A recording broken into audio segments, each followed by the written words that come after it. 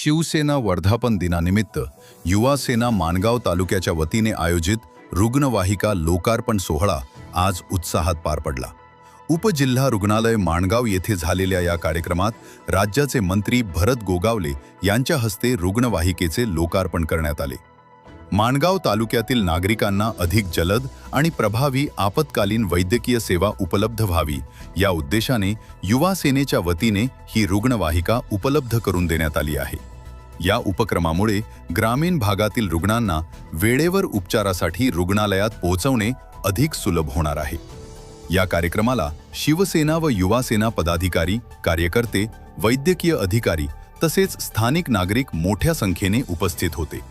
मान्यवरांनी शिवसेना वर्धापन दिनानिमित्त राबवण्यात आलेल्या या समाजोपयोगी उपक्रमाचे कौतुक करत आरोग्य सेवेच्या बळकटणीसाठी अशा उपक्रमांची आवश्यकता असल्याचे मत व्यक्त केले।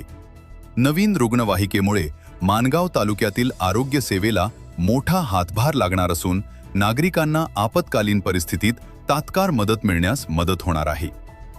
कृषी दर्पणसाठी संपादक राजेंद्र जैतपाल, रायगड।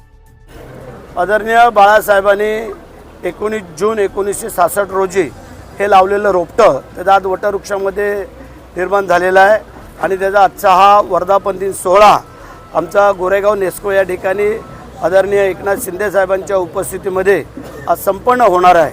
आम्ही आज या ठिकाणी ॲम्ब्युलन्सचं उद्घाटन करून जनतेच्या सेवेसाठी एक ॲम्ब्युलन्स आम्ही इथे ठेवलेली आहे आणि ती ठेवून आज आम्ही कार्यक्रमाला जातो आहे मुंबईला। तर आजचा कार्यक्रम हा दैत्यप्यमान कार्यक्रम असणार आहे आपल्याला माहिती आहे, कारण शिंदे साहेबांचं काम हे नेहमी उंच असतं, ते कधीही अडचणीचं नसतं आणि म्हणून करता आजचा कार्यक्रम मोठा होईल। शेठ, आपण पाहिलात